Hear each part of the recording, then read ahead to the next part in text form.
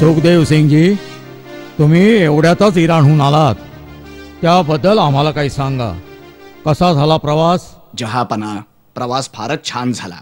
इराणच्या राजानं आपल्याला सलाम सांगितला आहे. त्यांनी बिरबलाची पण आठवण काढली होती. खरं म्हणजे त्यांनी बिरबलाला इराणला यायचं आमंत्रण दिलंय राजपाहुणा म्हणून. गेल्या वेळची बिरबलाशी झालेली भेट त्यांना भावली आहे. बघ बिरबल, तुझ्या चाहत्यामध्ये आणखी एक नाव वाढलंय, ते सुद्धा एका शहेनशाहचं. आभार महाराज.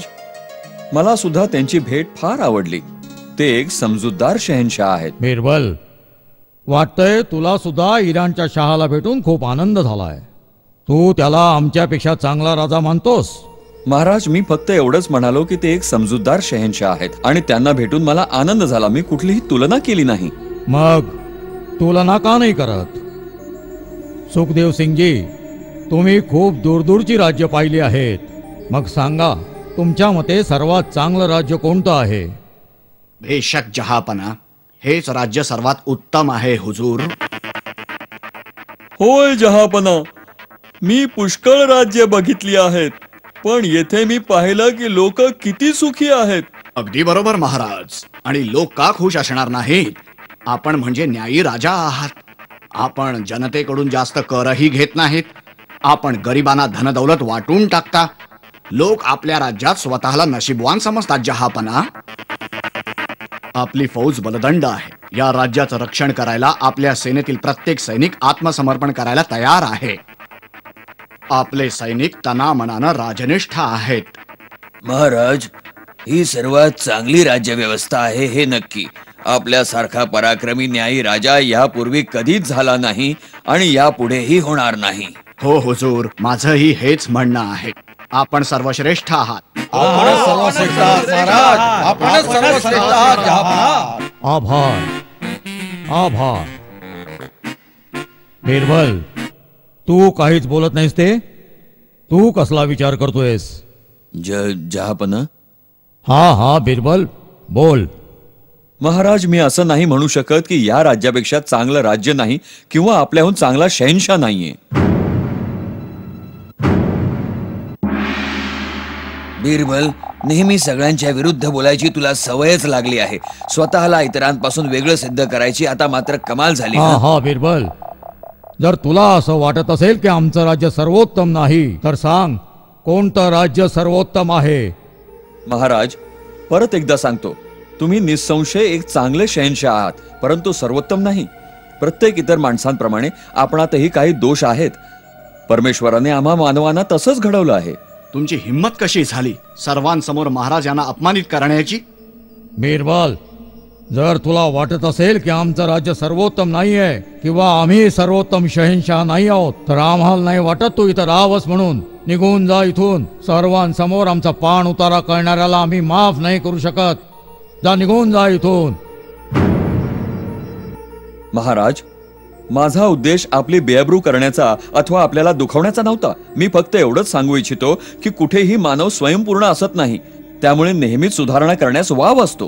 प्रथम तुम्ही शहेनशाहना सर्वांसमोर बेइज्जत करता आणि आता ही हिंमत की त्यांना सुधारण्याचा सल्ला देत आहात. बिरबल, मी तुला आणखी सहन करू शकत नाही. निघून जा इथून. जशी आपली मर्जी हुजूर.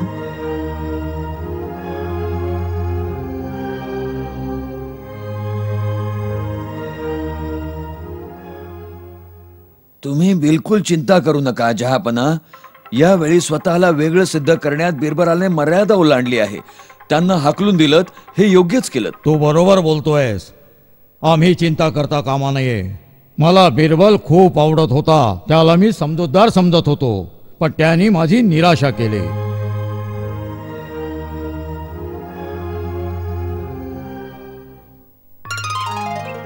काल बिरबलावर आम्ही अन्याय केला. तो आमच्यावर नाराज असणार. माझ्या लक्षात आलं की तू काय सांगू इच्छित होता. मी त्याला परत बोलावीन आणि एक भेट वस्तू सुद्धा देईन. शिपाई,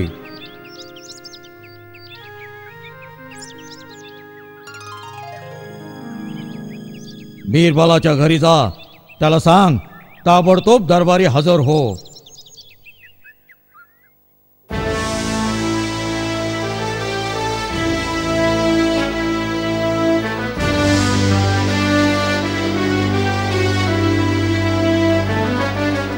सांग, कुठे आहे बिरबल? जहापना, त्यांच्या घरी तर कुणीच नव्हतं. दाराला कुलूप होतं. कुठे गेला असेल बरं बिरबल? बरं झाला तो निघून गेला. कुठे गेला असेल हा? जा, त्याला शोधून आणा. त्याच्या नोकरांना शोधा आणि त्यांना विचारा. काहीही करून बिरबलाचा शोध घ्या आणि त्याला घेऊनच दरबारात या. जा, पळा लवकर.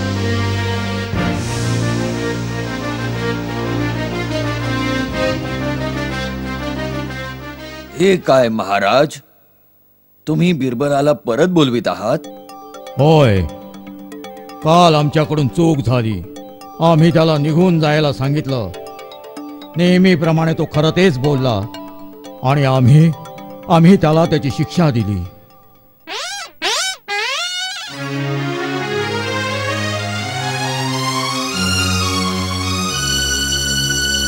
काय रे, तू बिरबलाला बरोबर का नाही आणलंस?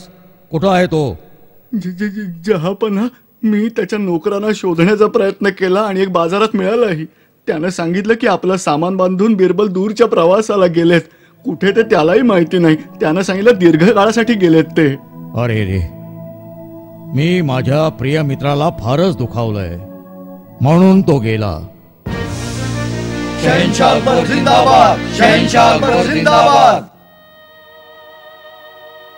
3 महिने झाले, बिरबल परतलाच नाही. बादशहाला त्याच्या मित्राची अनुपस्थिती बोचू लागली. ते अस्वस्थ झाले आणि उदास दिसू लागले.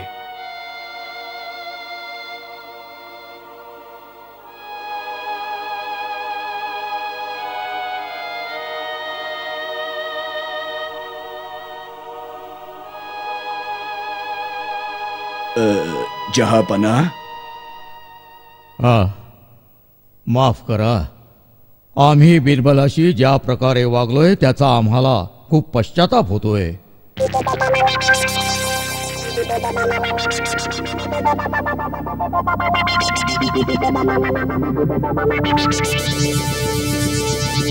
हुजूर, जर आपण आपले दूत वेगवेगळ्या शहरात पाठवून त्यांच्या मित्रांकडे, नातेवाईकांकडे त्यांनी परत येण्याची विनंती केली तर? नाही, मला नाही वाटत तो काही उत्तर देईल. मला स्वतः जाऊन त्याला परत आणावं लागेल. या खेपेस आम्ही त्याला फारच दुखावलंय. हुजूर, आपण त्यांना कुठं शोधायचं हे कसं काय कळणार? मी सुद्धा त्याचाच विचार करतोय. कित्येक राजे त्याचे मित्र आहेत. तो त्यांच्यापैकीच कोणाकडे राहत असणार. मी सर्व राजांना एक खास संदेश पाठवतो जो फक्त बिरबलच समजू शकतो. खूपच छान हुजूर. अशा प्रकारे जर कोणी राजानं तुमच्या संदेशाचं उत्तर दिलं तर समजायचं बिरबल तिथंच आहे. बिलकुल. आणि संदेश काय असेल ते आम्ही सांगू.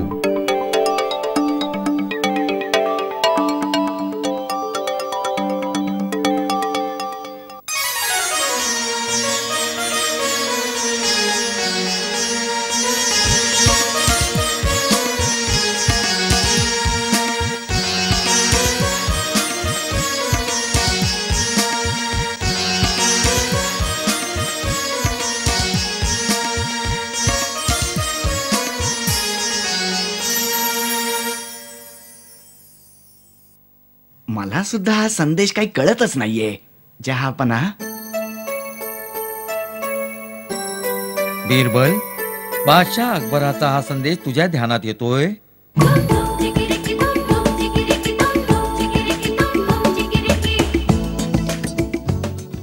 प्रिय मित्रा, आम्ही आमच्या शहरातील तलावांची सोयरीक जमवली आहे. आपल्या राज्यातील नद्यांना आम्ही या लग्नाचं शाही आमंत्रण देत आहोत. खरोखरच विचित्र संदेश आहे बिरबल. काय तुझ्या लक्षात येते शहंशाना काय म्हणायचंय? महाराज, कदाचित माझ्या लक्षात येत आहे की त्यांना काय म्हणायचंय. आपण त्यांना उत्तर नक्की पाठवूया.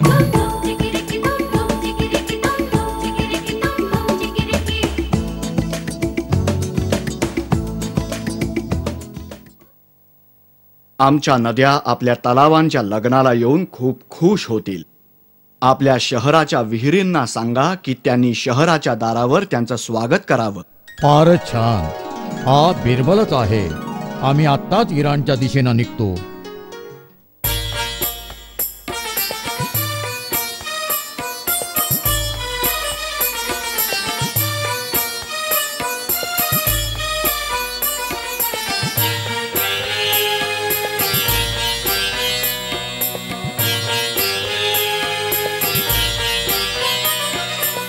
चतुर बिरबल जिंदाबाद, चतुर बिरबल